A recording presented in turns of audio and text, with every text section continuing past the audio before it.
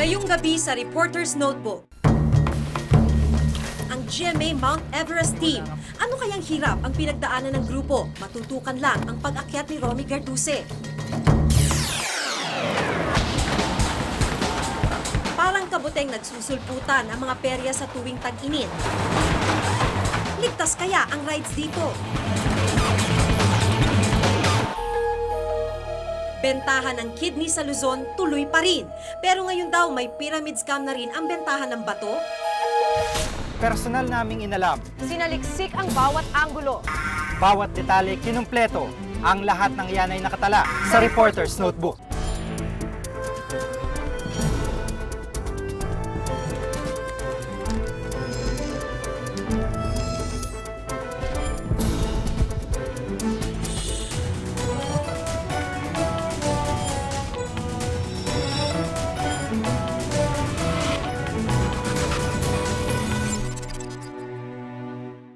Dati nang naibalita ang kidneys for sale sa Pilipinas.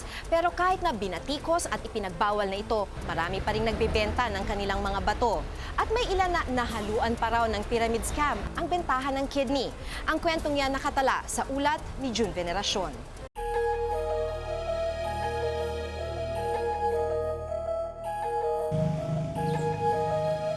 Ito ang mga markang iniwan ng masamang karanasan sa mga residente ng isang maliit at mahirap na barangay sa labas ng Metro Manila. Halos isang talampakan ang haba ng kanilang pilat sa tiyan. Matapos silang ibenta ang isa sa kanilang mga bato. Nais raw kasi nilang magkapera at guminhawa ng konti ang buhay.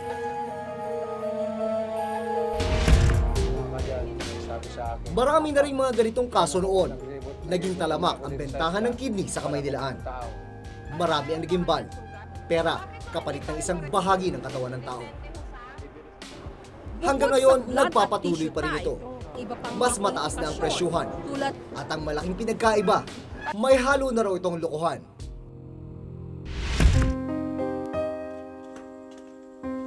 Si Agustin, pamilyadong tao.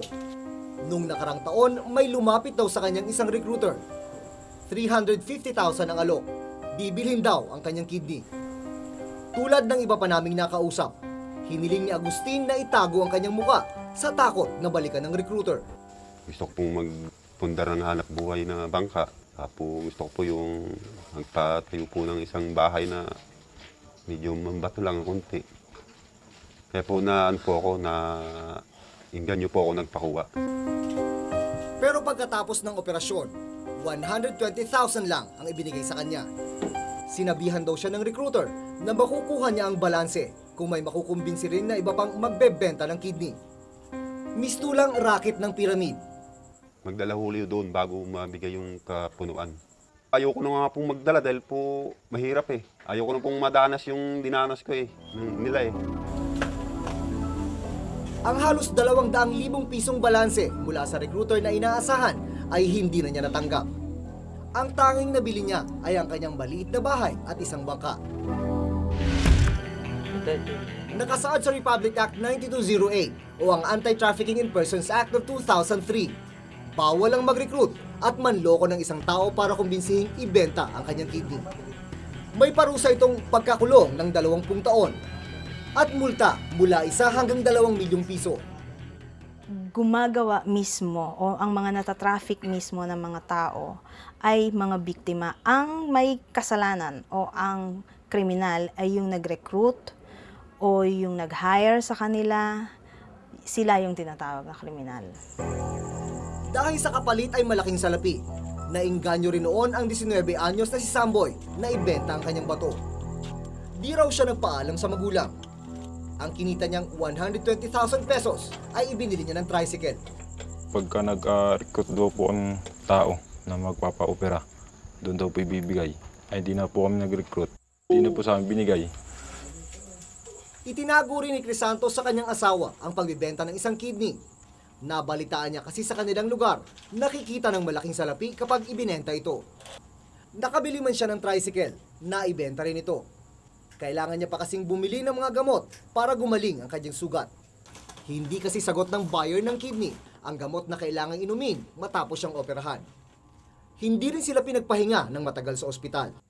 Ang hirap talaga dahil ultimo pag ubo, may mararamdaman ka, masakit. Pag dumi, lahat, pag-ihi, lahat na ng naramdaman mo sa sakit, pagkakawala ng bato. Sa kabila ng sangkatutak na istoryang ganito sa media, matindi pa rin ang pag-uudyok ng kahirapan para literal na magbenta ng kanilang laman ang mga tulad ni Agustin, Samboy at Crisanto. Kaya ngayon, iisa ang idinadaing nila. Ang pananakit sa bahagi ng pinagtahian.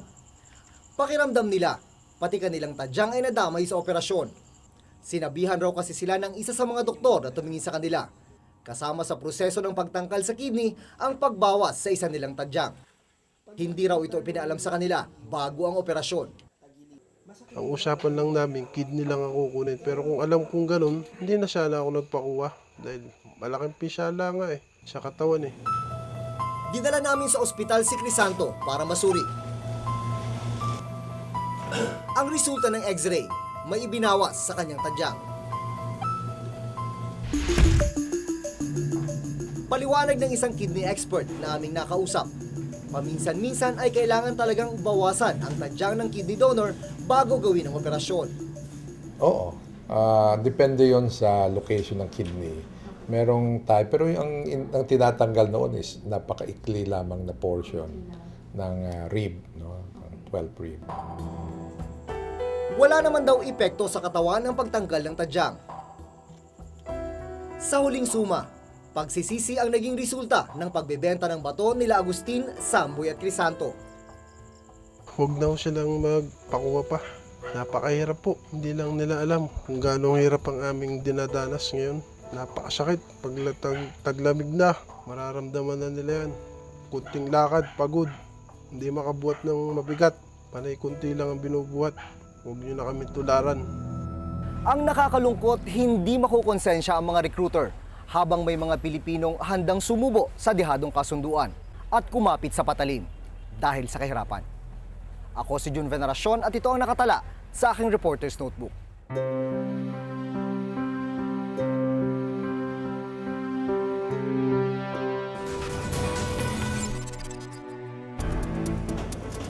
Nagkalas-kalas na, no? Kaya ibang mga bata na natapon sa ground, no? Kasama na rin yung anak ko.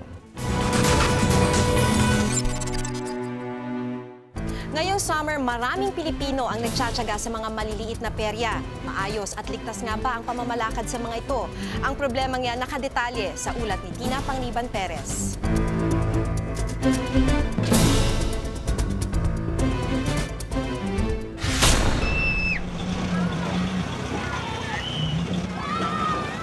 Makatindig balahibo. Nakalulula. Makapigil hininga. Yan ang dating ng mga sakayan sa karnabal. Ang karnabal ay isa sa pinakahihintay na atraksyon tuwing fiesta, makulay at masigla. Ang pagdating nito'y hudyat ng kasiyahan sa lugar.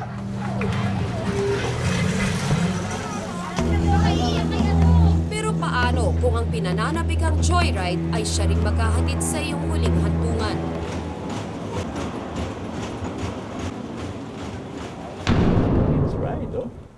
Sampung taon na ang nakalilipas, pero dama pa rin ni Dennis ang masaklap na sinapit ng anak na si Debbie. Namatay ang noon ay 10 taong gulang niyang anak matapos bumigay ang sinasakyang fish coaster sa isang school fair. Nagkalas-kalas na, no? Kaya ibang mga bata na natapon sa ground, no? Kasama na rin yung anak ko. Tumilapon si Debbie na naging sanhi ng kanyang pagkamatay. Ang kasama niyang si Catherine.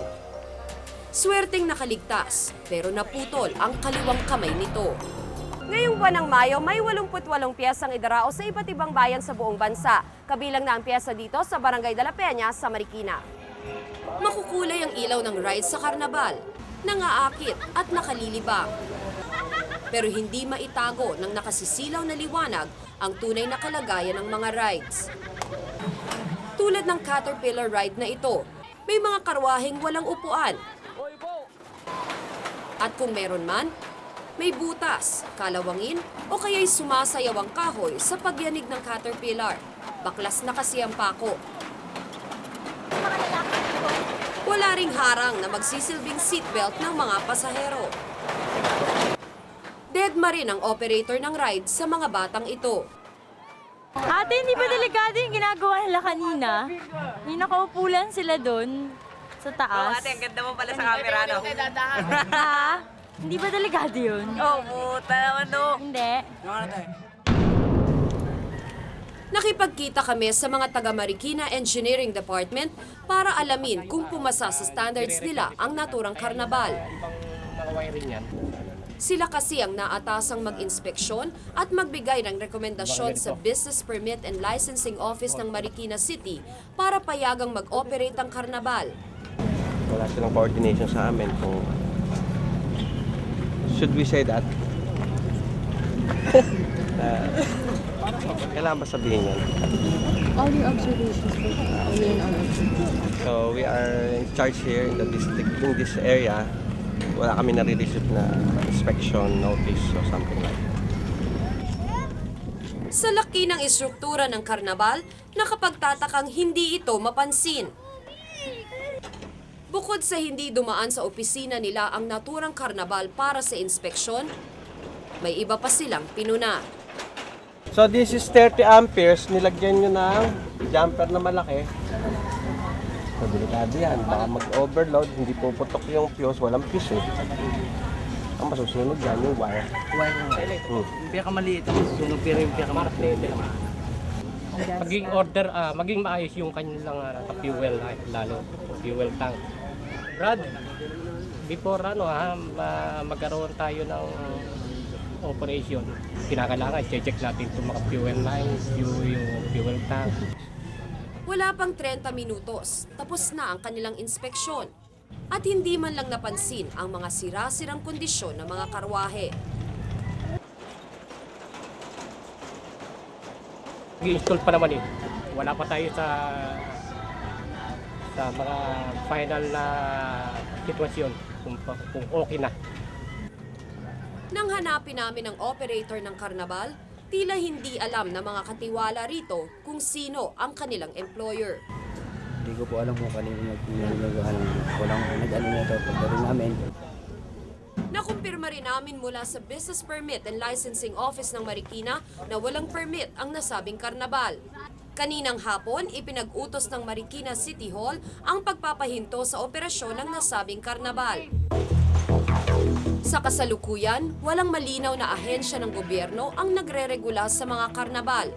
Tanging ang mga lokal na pamahalaan kung saan itinatayo ito ang nag-iinspeksyon sa kanila. Napapailalim ito sa Local Government Code. Kung kaya inireklamo ni Representative Joel Almario ng ikalawang distrito ng Davao Oriental sa Kongreso, magbuo ng komite para mag-regulate at mag-set ng safety standards para sa mga karnabal.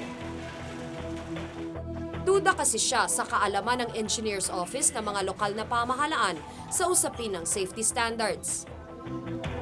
There is no agency who is overlooking at the operations of these parks. It is only the local government unit through the municipal or city engineer who will attest that the park is safe enough for the operation, and that's when they issue the corresponding business permit or permit to operate. But even the competence of the LGU, municipal or city engineers is in question here because they are not trained to really determine the safety of the ride. Dagdag pa niya, ang roving carnivals ay walang permanenteng opisina, association o organisasyon, kung kaya kailangan itong iregula para masiguro na lahat ng karnabal ay sumasailalim sa safety standard rules. Sa isang barangay sa Muntinlupa, abala ang isa sa mga may-ari na si Charlie sa pagbuo ng karnabal. Nakakarating kami ng Bicol, Pampanga, Quezon. Pinakamalayo na nadayo namin, Baguio. Mahigit 26 na taon na niyang ginagawa ito. Lipat doon, lipat dito. Pagkakatapos ng pista, babaklasin namin yung aming perya, lipat na naman sa ibang lugar, gano'n. Inamin rin niya na minsan nakakapag-operate sila ng walang permit. Minsan naman, pwedeng wala na yon kasi verbal na pag-uusap na lang, tiwalaan na lang. Pero mas maganda rin yung ganung may papel. Kung sakasakali magkakaroon nga ng problema, hindi naman basta-basta masasabit yung mga katulad namin. Tila matatagalan pa bago maipatupad ang rekomendasyon. Samantala, sa bawat buwan na dumaraan, ilang pista pa ang dadayuhin ng mga karnabal. Pagkakakitaan ang pagnanais ng mga Pinoy na malibang paminsan-minsan. Mga Pilipinong nagtitiwalang ligtas sila sa mga karnabal. Ako si Tina Panganiban Perez at ito ang nakatala sa aking Reporter's Notebook.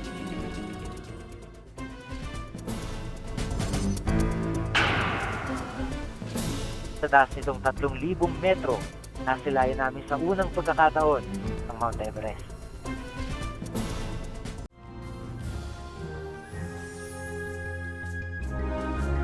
Mula noon hanggang ngayon,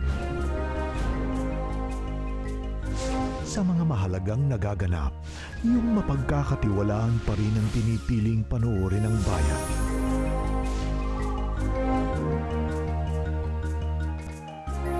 Ano man ang issue, noon at ngayon.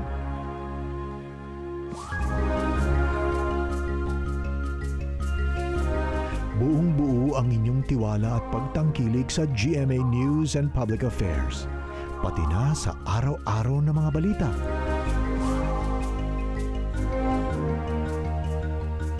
Sa iba't ibang parte ng bansa.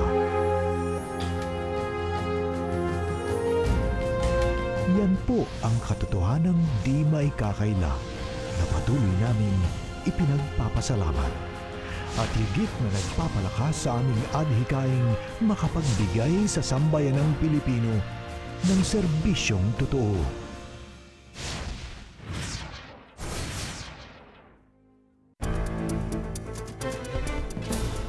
Mahabang lakaran sa malamig na panahon, akyat baba sa mga bangin.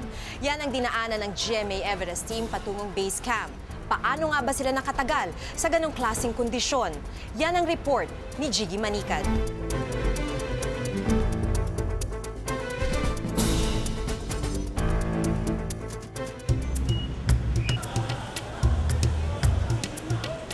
Halos isang buwan na nakakaraan ng tumulak ang GMA Everest team papuntang Nepal. Susundan ng team hanggang base camp ng Mount Everest si Romy Garduse para maihatid ang mga kaganapan sa kanyang pag-akyat sa tuktok ng Mount Everest.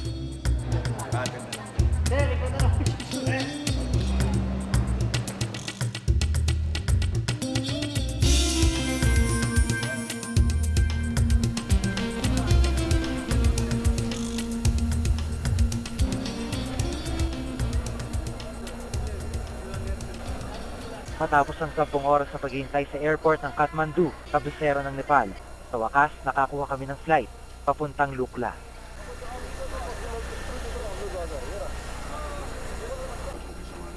Na-delay ang mga flight di lang dahil sa malakas na ulan, kundi dahil sa snow. Binibigyan kami dito ng bulak, tsaka candy. Yung bulak para sa tenga, earplugs, tapos itong candy, siguro ito yung ano nila. Obviously, pagkain nila dito sa aeroplano. Ang Lukla ang bayan na aming daraanan papuntang base camp ng Mount Everest, na siyang unang destinasyon, paakyat ng bundok. Kakalanding lang natin sa Lukla. Yung airport nila nasa pagitan ng mga bundok. Kaya eksaktong-eksakto lang yung pagpapalipad. Ito nagpapalakpakan yung mga tao dahil medyo maganda yung landing namin.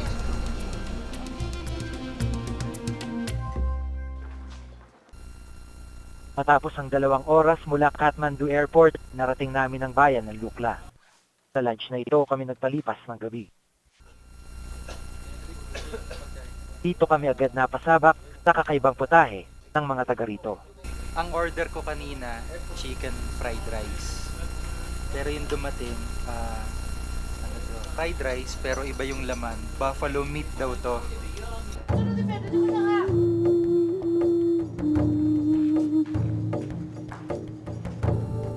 Kinabukasan nakilala namin ang mga taong maghahatid sa amin sa base camp. Sila mga guide o Sherpa kung tawagin. Dahil sa lamig, karaniwang ganito nagsisimula ang araw nila dito sa Lukla. Frozen? Cold? Yes. Cold? Very cold? Warm water? Ito ang simula ng aming 11 araw na paglalakad papuntang base camp. Nang araw na iyon, pinulong ng aming Sherpa na si Lakpa Norbu ang mga porter na magbubuhat ng aming gamit. Kumpara sa simpleng tagabuhat, malaking responsibilidad ng mga Sherpa. Hindi lang simpleng paglalakad ang alam ni Lakpa. May formal na training siya sa ice climbing, rock climbing, maging first aid training. Ito na raw ang kanyang profesyon. Normally they carry 30 kilo. Normally, yes. And this looks a little huge, but this is about 30 kilo only. So one person can carry this one.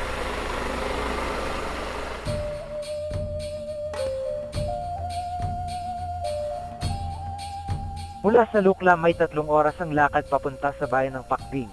Ang mga daan karaniway batuhan. Pero dahil marami ang bumibisita rito, ang ibang daan pinaganda pa ng mga katutubo.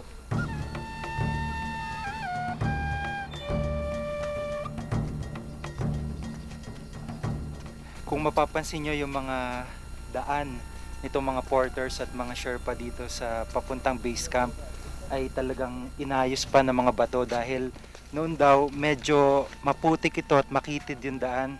Kaya para mas mapabilis yung transport nitong mga goods mula sa baba paakyat, ay ginawa ng paraan ng mga natives na magkaroon ng mas maayos na daan dito.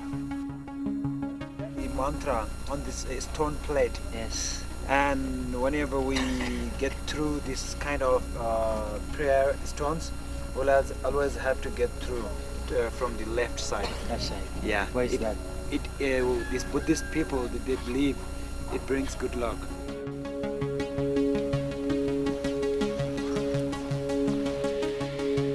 Kalagitnaan ng aming paglalakbay, hinabot kami na ulan. Lalo pang lumamig ang may ginaw ng panahon. Kaya ang 3 oras na karaniwang lakad, hinabot ng mahigit 4 na oras.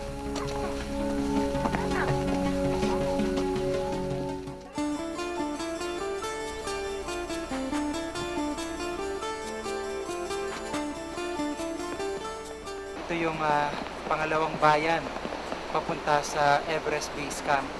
At medyo mahirap ngayon yung daan dahil bukod sa malakas umulan, madulas yung mga bato at maputik pa, dagdag pa riyan yung napakalamig na panahon.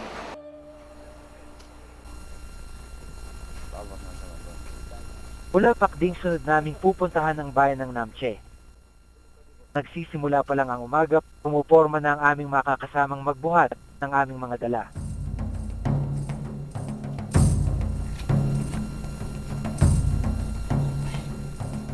Sa bigat ng aming mga gamit, halos mapahiga na ang aming mga kasama.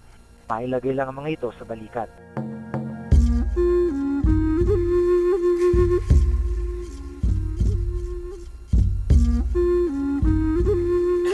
Karaniwan silang nauna at nakikita na lang sa lugar na aming pupuntahan.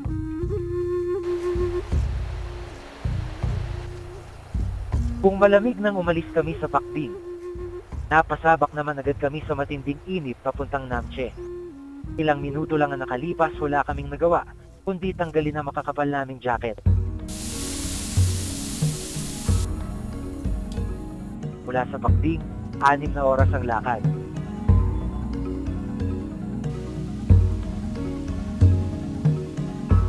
Sa taas nitong 3,000 metro, nasilayan namin sa unang pagkakataon ang Mount Everest.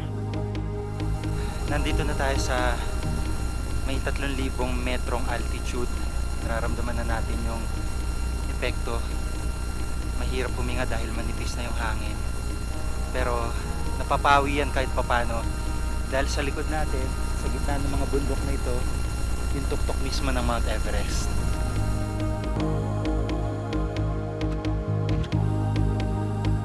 Malapit na kami sa bayan ng Namche nang harangin ng mga sundalo ang aming guide. Nakita kasi ang dala-dala naming walkie-talkie. Dahil sa takot ng mga sundalong magamit ito ng mga rebelde rito, pansamantala itong pinumpiska. It's their duty, in Nepal because of this Maoist problem.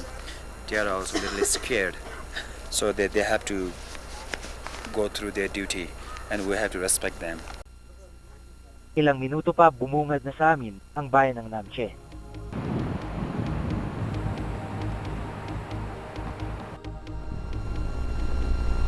Tapos ang may git 8 oras na paglalakad.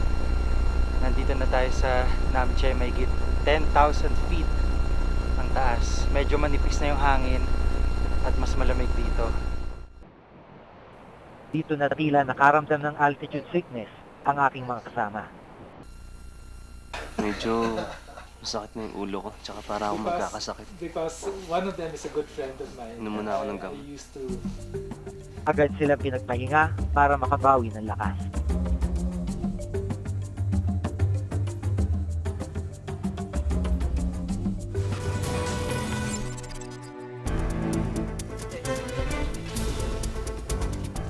Para siyang giniling na kamote. Pero pag kinaya mo magaspang, tapos ito hindi ko maintindihan yung lasa ng sabon nila eh. Hindi siya maalat, hindi matamis, pero parang may nuts.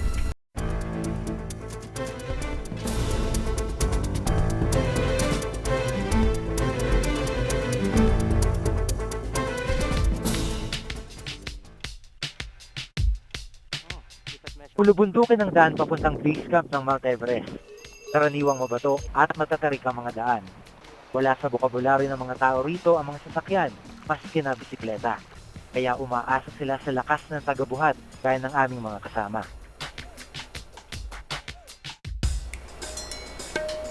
Malamig man ang hangin, manipis lang ang damit ng ilan sa kanila.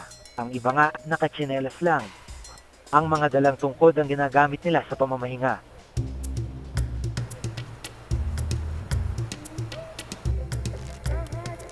Ang iba para malibang sa daan, may dalang radyo.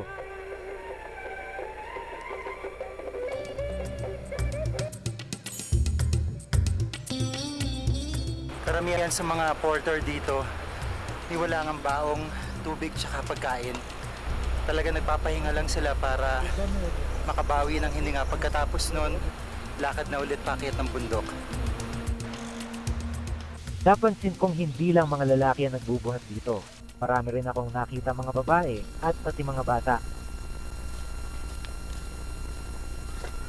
Siguro 4 o 5 oras na kaming naglalakad sa lamig, sa init. At itong batang ito ay kanina pa namin kasabay. Siya ay isa sa mga porter na nagbabiyahe dito papunta sa Namche. At kung nakita nyo naman yung daan, medyo mabato, pero para sa kanya, kayang-kaya daw niya yung trabaho. He don't want to go to school, he want to follow his father, but his father is well experienced working in this field. It's very difficult, so his father doesn't want anymore his son to carry loads and do trekking. Yeah, and he wants to send him to school again. May sariling pagkain ng mga nabubuhat dito, pampalakas daw ng katawan. Nang abutan namin ang aming mga kasama, ito ang kanilang pananghalian. Para siyang giniling na kamote. Pero pag kinaya mo magaspang, tapos ito hindi ko maintindihan yung lasa ng sabon nila eh. Hindi siya maalat, hindi matamis, pero parang may nuts. Mahirap man ang kanilang trabaho, mababakas naman sa kanilang mga mukha ang kasiyahan. Dahil sa mga nararamdaman, binabuti ng aming guide na isailalim kami sa tinatawag na acclimatization o pag-adjust sa lugar. Para mawala mga sintomas ng altitude sickness, hinarap namin ito sa pag-akyat pa sa mas mataas na lugar. We go for hiking. We climb about 400 meters. Why? Just to get acclimatized, so that for next camp, it will be easier to get there. Mahigit 3,000 metro ang bayan ng Namche. At mula rito ay umakyat pa kami ng 300 metro. Init at lamig ang naranasan namin sa bundok naming inakyat. Hindi naging madali ang daan para sa amin. Mas mahirap pagka makapal yung yelo kasi natatabunan yung mga bato at wala kang masyado maapakan na matigas. Lalo pa ngayon na natutunaw na yung mga yelo, yung daan nagpuputik, kaya mas madulas. Kung mahirap na ang paakyat, pagsubok din ang pagbaba. Ang malamig na hangin maaaring magdulot na rin ng sakit. Bukod sa mga taong nagbubuhat, may katulong na hayop ang mga tao rito. Yak ang tawag sa mga ito. Sila mga katumbas sa mga kalabaw sa atin, pero nabubuhay lang sila sa malalamig na bansa, kagaya ng Tibet at matataas na bahagi ng Nepal. Walang tigil ang pagbiyahe nila ng pagkain at iba pang kailangan ng mga nakatira sa itaas. Mga yak ang ginagamit sa pagdadala ng mga equipment ng mga aakyat sa Mount Everest. Umpisa pa lang ang aming pinagdaanan sa paglalakbay patungong base camp ng Mount Everest. At sa kabila ng matitinding pagsubok, determinado naman kaming marating ang aming destinasyon.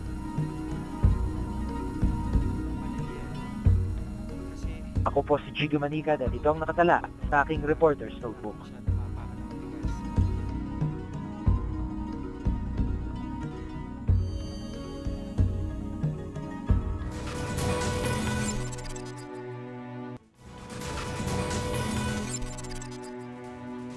Kung may nais kayong ipasiyasat na issue o balita, maaari kayong tumawag sa amin sa numero 928-7021, local 1424. Maaari rin kayong mag-email sa reportersnotebook@gmanetwork.com. Para sa malalimang pagtingin sa mga issue at balita, samahan nyo kaming muli sa susunod na Martes. Ako si Jigo Manicad. Ako si Maki Pulido at ito ang Reporter's Notebook.